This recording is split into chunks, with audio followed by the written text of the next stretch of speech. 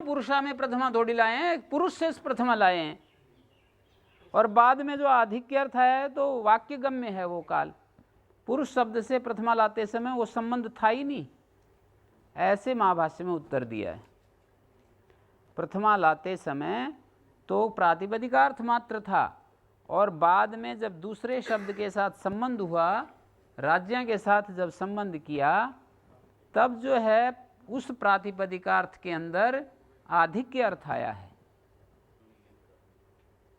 कर्मणि द्वितीया से चलते जाओ और शेष षष्ठी से पर आकर रुक जाओ।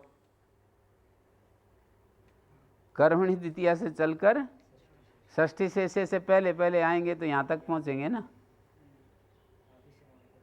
हैं? हाँ, कर्मणि द्वितीया से चल करके यहाँ तक आएंगे। प्रातिपदिकार्थ जो पुरुष का प्रातिपदिकार्थ है ना, उसका व्यतिरेक होता है संबंध के द्वारा, उसकी वृद्धि हो जाती है। वो प्रश्न जो उठाया है वहाँ पर महाभाष्य में, उसको जोड़ा है यहाँ पर इन्होंने, कोशिश की है कि प्रातिपदिकार्थ व्यतिरिक्त होता है, प्रातिपदिकार्थ व्यतिरिक्त हो जाता है इसके द्वारा। प्रातिपदिकार्थो व्यतिरिक्तो भवति अनेन संबंध रूपेण अर्थेन, संबंध रूप अर्थ के द्वारा प्रातिपदिकार्थ व्यतिरिक्त हो जाता है। ये जो प्रातिपदिकार्थ है ना पुरुष का, ये इस संबंध के द्वारा व्यतिरिक्त हो रहा है, अर्थात ये इसका विशेषक बन रहा है। हाँ, मतलब किसी संबंध से जुड़ा हुआ है ये पुरुष।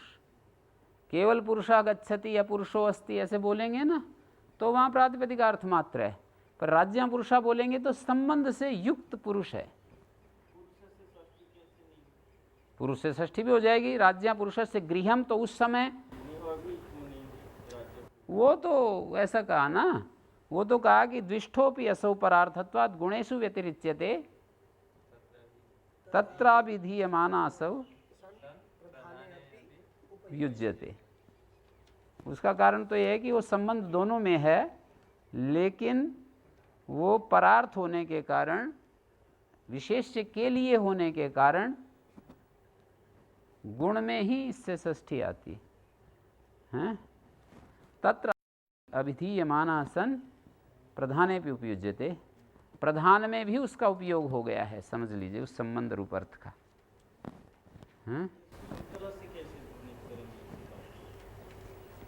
ये तो शब्द शक्ति स्वभाव है ऐसा कि जो संबंध का जो प्रतियोगी है उसी में षष्ठी आती है।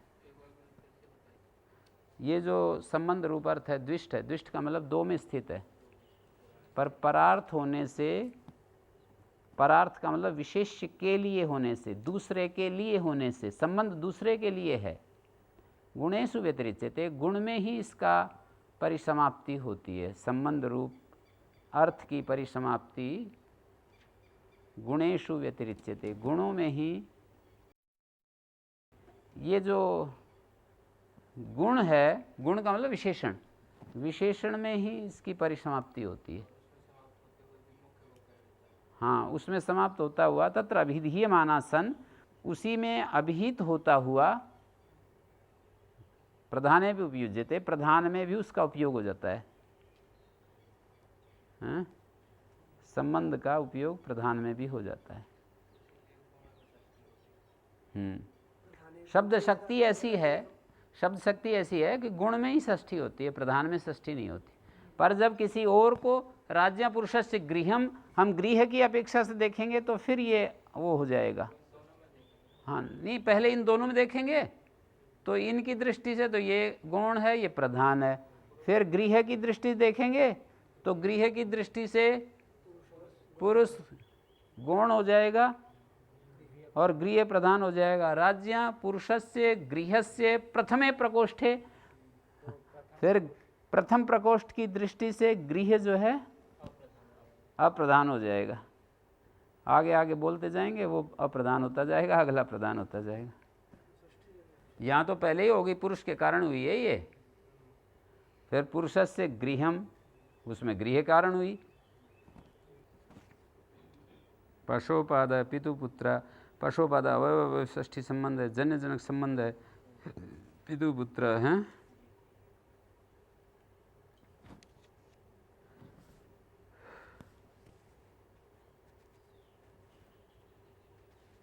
ज्यों विदर्थस्य करणे जानातेर अविदर्थस्य अज्ञानार्थस्य करणे कारके षष्ठी विभक्तिर्भवति। सर्पिजो जानीते मदनो जानीते। ज्ञान धातु यदि अविदर्थ हो, अज्ञानार्थक हो, तो इसके कर्ण कारक में षष्ठी विभक्ति होती है। ज्यों विदर्थस्य करणे, ज्ञान धातु जो अविदर्थ है, अज्ञानार्थक है, उसके कर्ण कारक में षष्ठी विभक्ति होती है। अविदर्थ मानी अज्ञानार्थक, विदर्थ मानी ज्ञानार्थ। विद धातु का अर्थ होता है ज्ञान। तो जानाते अविदर्थस्य अज्ञानार्थस्य करणे कारके षष्ठी विभक्तिर्भवति है। सर्पिजो जानेते मधुनो जानते सर्पिषा करणेन प्रवर्तते। इसका अर्थ है घी को अपन में ज्ञान अकर्म का से आत्मनिपद हो रहा है। यहाँ जानीते में सर्पिषा करणेन प्रवर्तते, घी समझ करके प्रवृत्त हो रहा है कोई व्यक्ति। प्रवृत्ति वचनोत्र जानाति अविदर्था। यहाँ पर अविदर्थ कैसे है? विदर्थ तो होता है ज्ञानार्थ, अविदर्थ मानी ज्ञानार्थ से भिन्न, वही अ का अर्थ भिन्न। अविदर्थ विदर्थ से भिन्न है। तो प्रवृत्तिवाची तो विदर्थ से भिन्न ही हो गया। विदर्थ माने ज्ञानार्थ, ज्ञानार्थ से भिन्न ही हो गया जब प्रवृत्ति अर्थ है। तो सर्पिषा कर्णेन प्रवर्तते मधुनो जानीते, कर्ण कारक में हो गई षष्ठी। अर्थ तो कर्ण का ही निकलेगा, षष्ठी हो रही है। सर्पिषा कर्णभूतेन प्रवर्तते, मतलब कर्णभूत जो घी है ना, उसकी प्रवृत्ति, जिसका घी प्रियतम होता है उसकी प्रवृत्ति सर्पिषा कर्णभूतत्वा। तो उसकी प्रवृत्ति घी में क्यों होगी?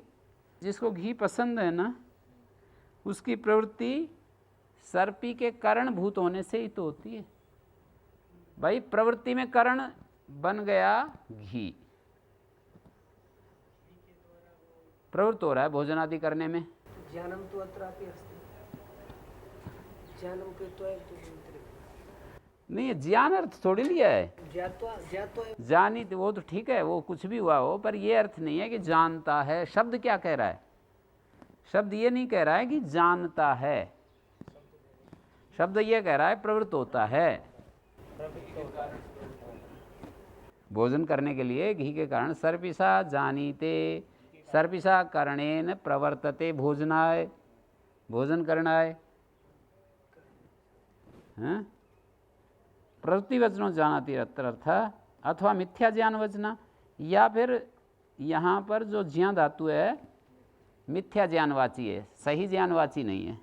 सर्पिषि रक्ता प्रतिहतो वा चित्त भ्रांत्या तदात्मना सर्वमेव ग्राह्यम प्रतिपद्यते। मिथ्या ज्ञान जो है वो अज्ञान होता है, हैं? जैसे अविदर्थ है ना, तो अविदर्थ का मतलब, विदर्थ माने ज्ञानार्थ और अविदर्थ माने अज्ञानार्थ। तो कहते हैं विदर्थ तो है मिथ्या ज्ञान अर्थ में। भाई विद धातु है ना यहाँ, विदर्थ विदर्थ जो मैं बोल रहा हूं,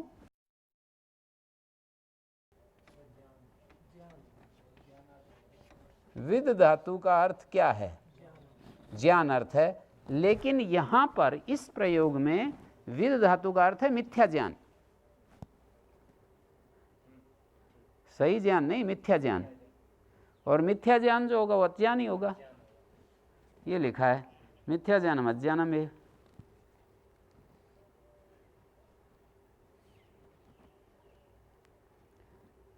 मिथ्या ज्ञान वचना सर्पिषि रक्ता प्रतिहतो वा। घी में कोई व्यक्ति बहुत ही ज़्यादा आसक्त हो, या कभी कभी उसको घी पिला दें, कभी मतलब बहुत ज़्यादा घी पिला दिया जाए तो प्रतिहत हो जाता है, द्विष्ट हो जाता है। द्विष्ट घी में कभी कभी राग युक्त होता है, किसी को घी ना मिले तब तो राग युक्त होता है। खूब सारा घी पिला दिया कभी, तो एकदम घी को देखते ही एकदम उसको पीछे हटना चाहता है ना। जिसका राग है वो तो उसको घी घी घी दिखाई देता है, सब कुछ एकदम प्रवृत्त होना चाहता है। और जिसको द्वेष है तो वो भी फिर उसको घी घी दिखाई देता है कि घी सामने नहीं आना चाहिए, हैं? राग है तब भी और द्वेष है तब भी। तो चित्त भ्रांति से तदात्मना सर्वम एव ग्राह्यम प्रतिपद्यते। चित्त की भ्रांति से तदात्मना माने घी स्वरूप से, घी के रूप में सब कुछ को वो देख रहा है, घी के रूप में देख रहा है।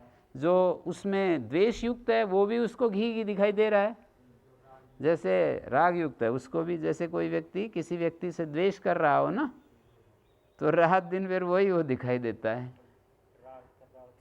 राग कर रहा हो तब भी वही वो दिखाई देता है, हैं?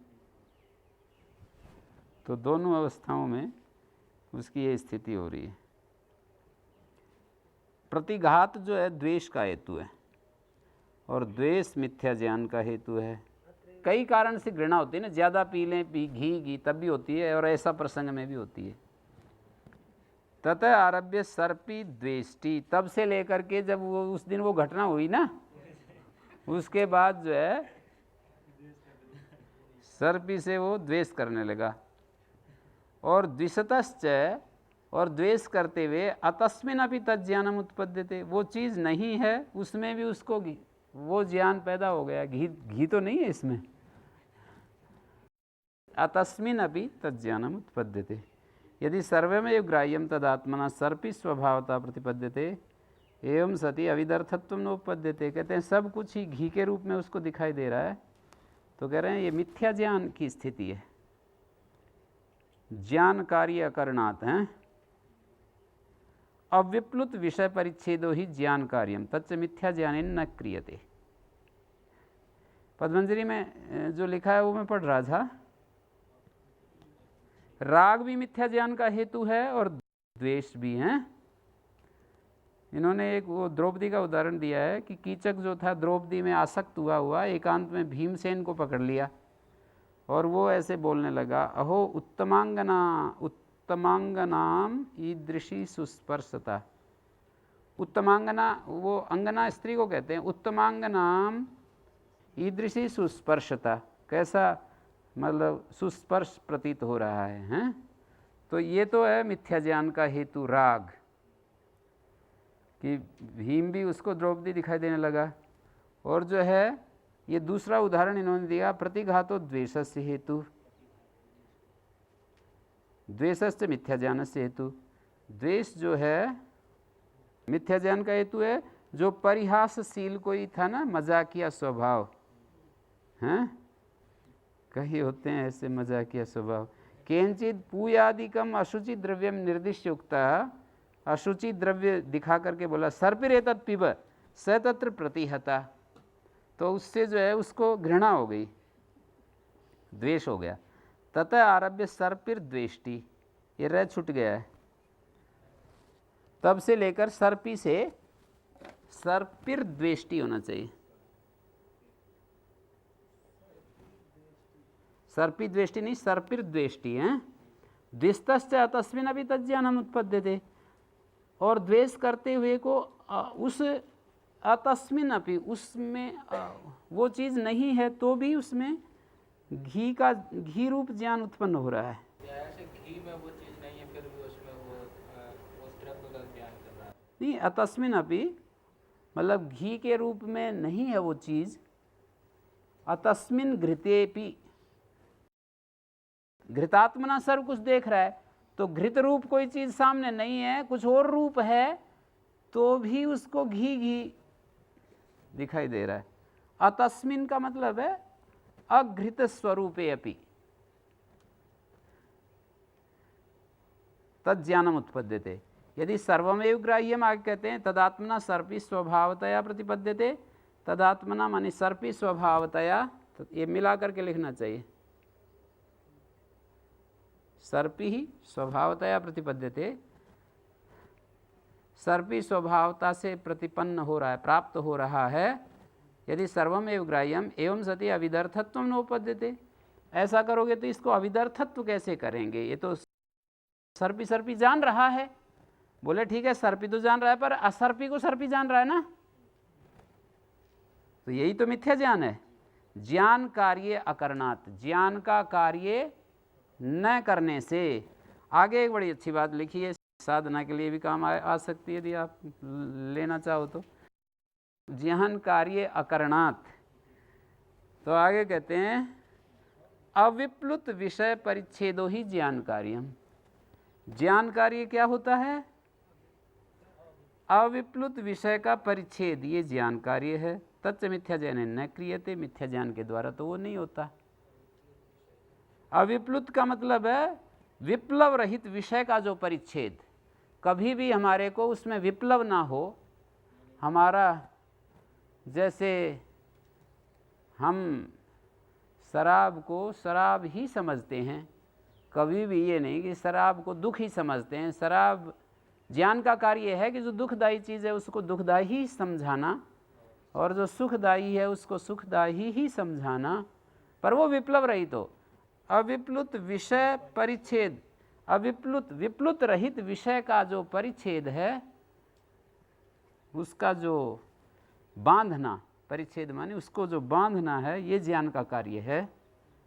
तच्च मिथ्या ज्ञान न क्रियते, मिथ्या ज्ञान के द्वारा तो वो नहीं होता है।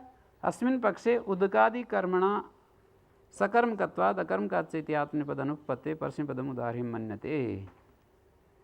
उदकादि कर्म से सकर्मक होने के कारण, ये मिला करके नहीं लिखना चाहिए, उदकादि कर्मणा, कर्मणा तक एक, सकर्मकत्वात्, उदकादि कर्म के द्वारा सकर्मक होने से अकर्मकाच्च सूत्र तो लगेगा नहीं, तो परस्मैपद उदाहरण देना चाहिए। मधुनो जानाति ऐसा उदाहरण देना चाहिए। अविदर्थ स्थिति किम स्वरेण पुत्रम जानाति, तो ये तो ज्ञान अर्थ है, स्वर से अपने पुत्र को पहचानता है। ठीक है, तो मिथ्या ज्ञानम, दोनों व्याख्याकारों ने ये पंक्ति तो लिखी है, ज्ञान कार्य करणात्। मिथ्या ज्ञान अज्ञान है। मिथ्या ज्ञान जो है ना वो अज्ञान है। मिथ्या ज्ञान को अज्ञान क्यों कहा? कहते हैं ज्ञान का जो कार्य है वो नहीं कर पा रहा है। मिथ्या ज्ञान जो होता है, विषयों में हमें सुख दिखाई देता है तो ज्ञान का कार्य नहीं कर पा रहा है वो मिथ्या ज्ञान। ज्ञान का कार्य क्या है?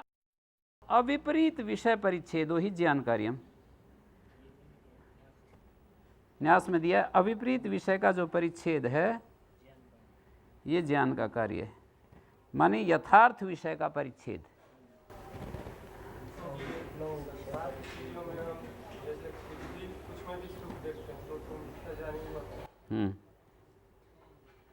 जैसे न्यासकार ने उदाहरण दिया, पुत्र कार्य करना पुत्रोपि अपुत्र, पुत्र कार्य ना करे तो पुत्र भी अपुत्र ही है। तो ज्ञान का कार्य ना करे तो ज्ञान अज्ञान ही है। ज्ञान का काम तो यथार्थ दिखाना है। अविपरीत, विपरीत विषय का परिच्छेद, अविपरीत का मतलब है यथार्थ, अविपरीत विषय का परिच्छेद, यथार्थ विषय का परिच्छेद। वहाँ पर अविप्लुत विषय का परिच्छेद, उसको भी आप ऐसे ही समझ लो, विप्लव रहित विषय का परिच्छेद, मानी यथार्थ विषय का परिच्छेद, ये ज्ञान कार्य है। अधिकर्थ दयसाम कर्मणि शेषेति वर्तते, अधिकर्थ स्मरणार्थक होते हैं। दयदान गति रक्षणेषु ईश ऐश्वर्य, इनके कर्म कारक में शेषत्वेन विवक्षे षष्ठी विभक्ति होती। शेष विवक्षा में षष्ठी, ऊपर भी लिखा था कर्ण कारक के शेषत्वेन विवक्षिते, कर्ण कारक में षष्ठी होती है जब शेष विवक्षा होती है, नहीं तो कर्ण में तृतीया ही होगी। संबंध रूप से विवक्षा, न कि कारक के रूप में विवक्षा। जैसे मातुर अध्येति, माता का स्मरण करता है, ऐसे जब हिंदी में बोलते हैं ना तो संबंध रूप से विवक्षा हो गई, माता का स्मरण करता है। सर्पिसो दयते, घी का स्वामी बनता है। सर्पिसो इष्टे, मधुना इष्टे, घी का स्वामी बनता है। कर्मणीति की मातुर गुण स्मरति, माता का गुणों से स्मरण करता है। यहाँ कर्म नहीं है, गुण ही तो करण हो गया ना। शेषेति के मातरम स्मरति, यदि कर्म को कर्म के रूप में करेंगे तो फिर द्वितीय हो जाएगी, मातरम स्मरति हैं। शेषेति की मातरम स्मरति, ठीक है। क्रिया प्रतियत्न, सतो गुणांतराधानम प्रतियत्न। प्रतियत्न होता है विद्यमान में दूसरे गुण डाल देना, जैसे ज्ञान के द्वारा, विद्या के द्वारा हमारे अच्छे संस्कार डाले जाते हैं मन में, और जो अग्नि के द्वारा शीतल जल में उष्णता डाल दी जाती है। तो ये प्रतियत्न के ही उदाहरण हैं सारे। संस्कार करते हैं जैसे उसमें सब्जी आदि में, तो वो प्रतियत्न ही कहलाता है।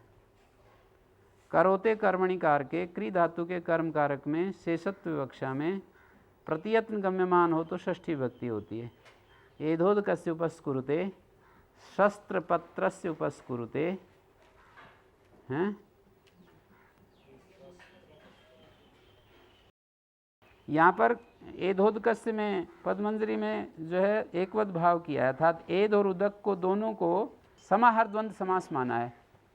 एधोदकस्य में समाहार द्वंद्व माना है, माने जल और ईंधन के गुण को अग्नि बदल देती है।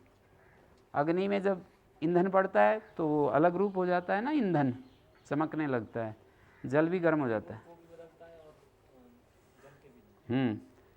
तो उपस्कुरुते, यहाँ पर उपात प्रतियत्न वैकृत वाक्य अध्यारेषु सूत्र से सूट हो रहा है, हैं?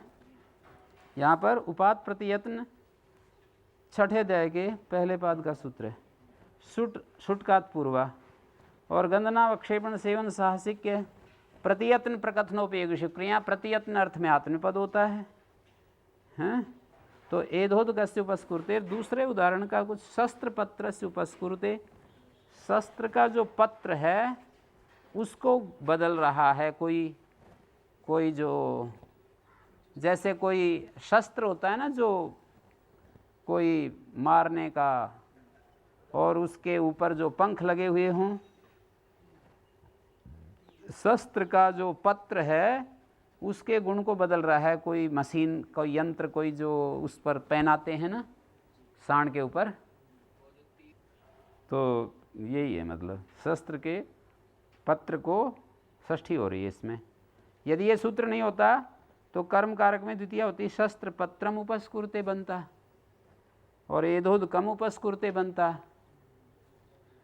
कुछ लोग कहते हैं एधस शब्द है ये सकारांत, प्रथमा विभक्ति में करता है, ये उपस्कुरुते क्रिया का करता है, और दकस से उदक के पर्यायवाची दक शब्द से षष्ठी हो रही है। सकारांत भविष्यति तदा एधांसी बहुवचन, एक वचन में एधस बनेगा। हाँ, एधा, एधसी, एधांसी, दक शब्द है ना, दक, तो एधो दकस्य, मतलब दो तरीके से मैं बताया।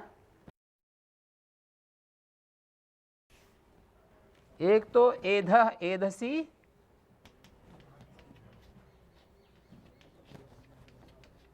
एक वाला शब्द तो ये है, और एक होता है उदक शब्द, उदकम उदके,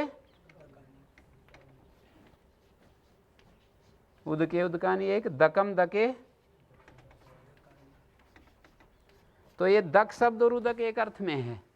तो कुछ लोग तो कहते हैं समार्धन, पद्मंजरीकार ने यही दिखाया है, एधस और दक का जातिर प्राणी नाम से एकवद भाव हो गया, एक वचन हो गया, तो एधोदकस्य षष्ठी होगी। इस अर्थ में एधोदकस्य उपस्कुरुते, इस अर्थ में एधोदकस्य उपस्कुरुते जब देखोगे तो अग्नि वगैरह लेना पड़ेगा। अग्नि जो है लोभ ससत्सो रू और भो हसीच से ऊ और आद गुणा गुण एधोदकस्य बन रहा है। स्वमोर नपुंसक सु का तो लुक हो जाता है, हैं? तो एधोदकस्य। दूसरे व्याख्या में जैसे केवल दक शब्द है तो एध का अर्थ ईंधन, ईंधन यहाँ पर जलता हुआ ईंधन लेंगे, अग्नियुक्त ईंधन लेंगे। एध दकस्य उपस्कुरुते, एध जो है वो दक के गुण को बदलता है। दकीति दह धातु कथम निष्पत्ति देता है? उदक कैसे निष्पन्न होता है? होना अधिक है, उदक दक, उदक शब्द दक शब्द नहीं, जल के लिए उदक और दक दो शब्द हैं। एतत् तो सम्यक् अस्ति, परन्तु भवद्भिः उक्तम् एध जलना इति। नहीं, जलना, एद का मतलब अग्नियुक्त ईंधन। ईंधन वैसा यहाँ पड़ा हुआ जल के गुण को थोड़ी बदलेगा। चूल्हे में लगा हुआ ईंधन जो है जल के गुण को बदल देगा। अलग जल भी रखा रहे, ईंधन भी रखा रहे। हाँ, जब चूल्हे में आएगा ना ईंधन, उस ईंधन का नाम है यहाँ एध दकस्य उपस्कुरते, जल के गुण को बदल देता है। हैं? प्रतियत्ने किम कटं करोति। कटं करोति में प्रतियत्न नहीं है, चटाई बुन रहा है। प्रतियत्न तो गुणांतराधान होता है ना। संस्कार, संस्कार क्या है? गुणांतराधान। बच्चों के संस्कार होते हैं ना, तो गुणांतराधान, अंतर माने दूसरे, अन्य गुणों का आधान। इसमें वैसे नहीं देख सकते, जो पहले तो तंतु से वस्त्र बने। नहीं, वो तो ठीक है, पर गुणांतराधान कहीं भी देख सकते हैं, गुणों का, दूसरे गुणों का आधान। कर्मणि किम एधोत कस्य उपस्कुरते प्रज्ञया, यहाँ पर प्रज्ञा